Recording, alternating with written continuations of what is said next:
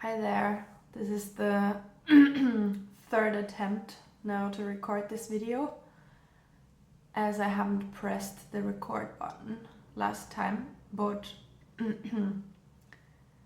welcome. I've recently came across in conversations with people, and people have asked me about the theme of diet with active Kundalini, and this huge question most of us on the path come across sooner or later. When you live with active Kundalini, or when you went through some sort of awakening experience, what is the right diet for me?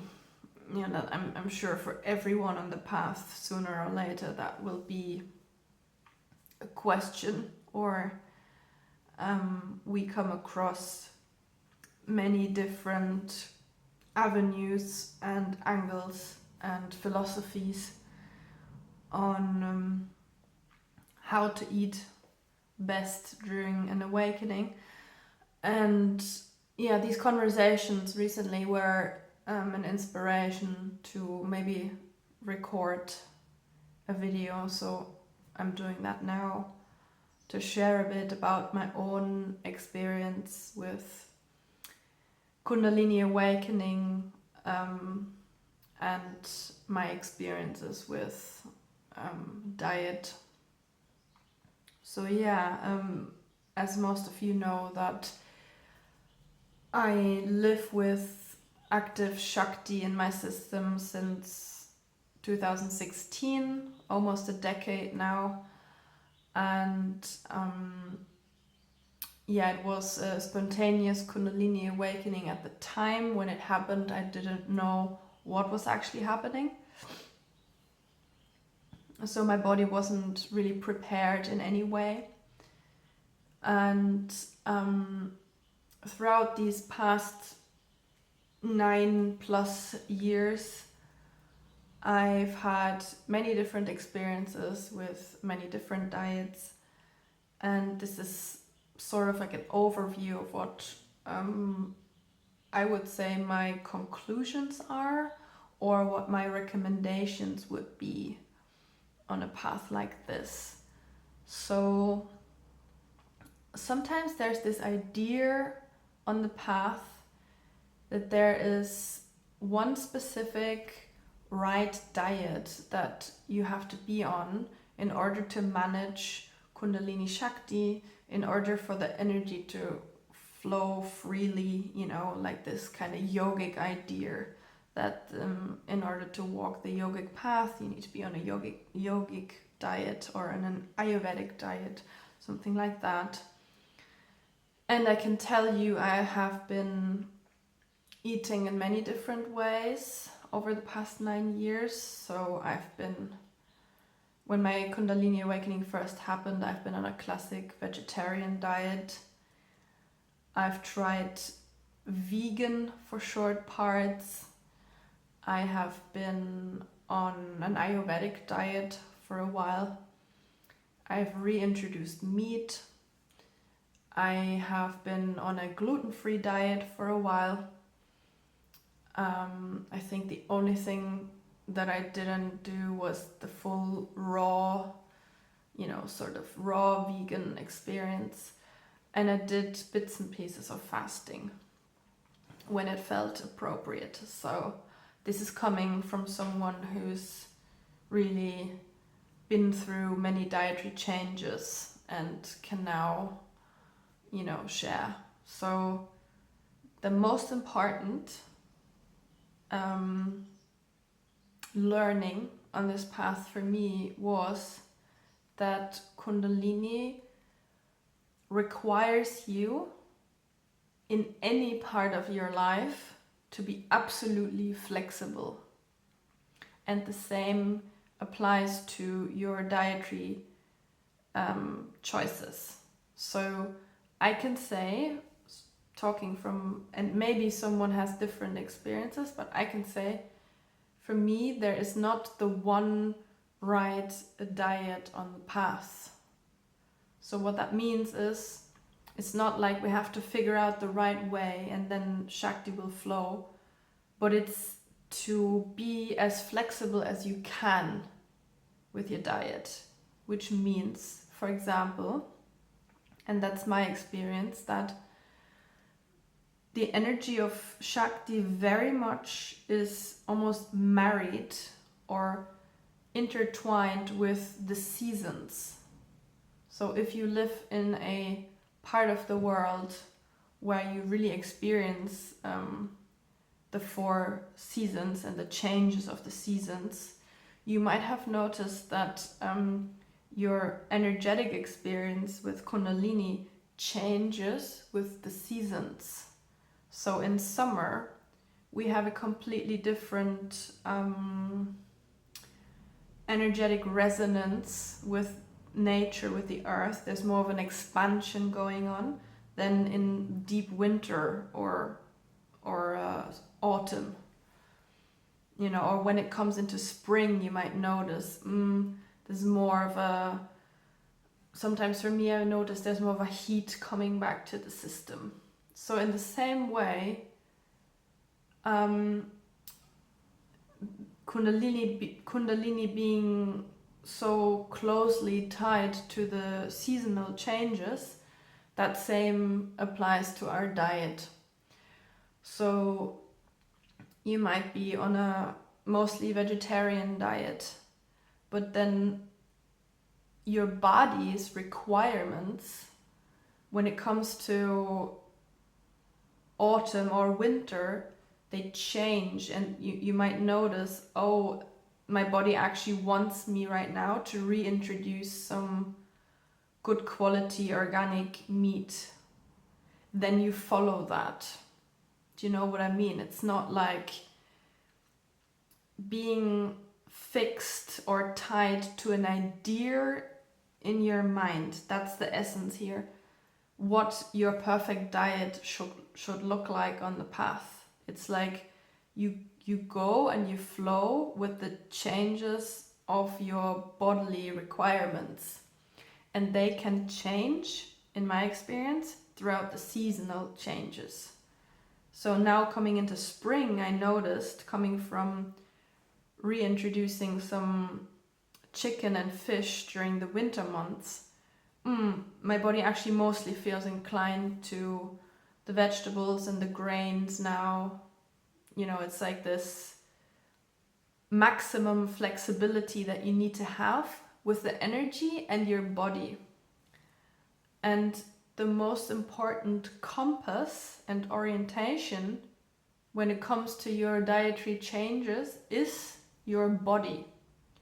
So our ideas of diet, they can't come from a place of mind.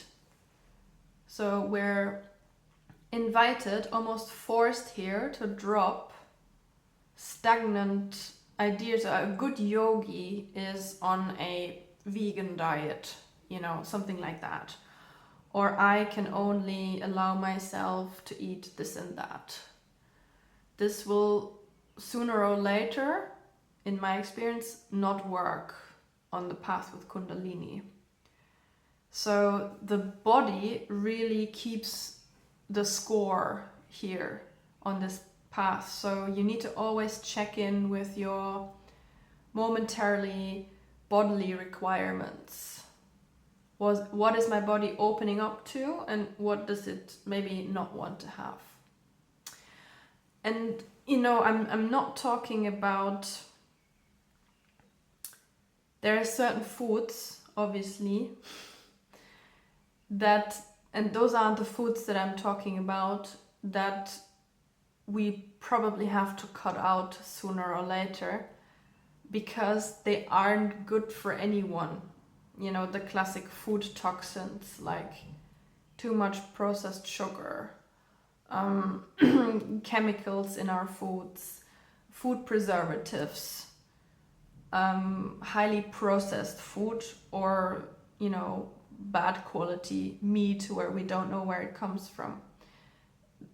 That doesn't have anything to do with Kundalini Awakening, because those kinds of foods, they would be toxic for any kind of body on earth, whether the person has Kundalini or not. So those aren't the foods that I'm talking about, or, you know, alcohol or too much caffeine or energy drinks. This is common sense. I hope, you know, that you know what I'm talking about. But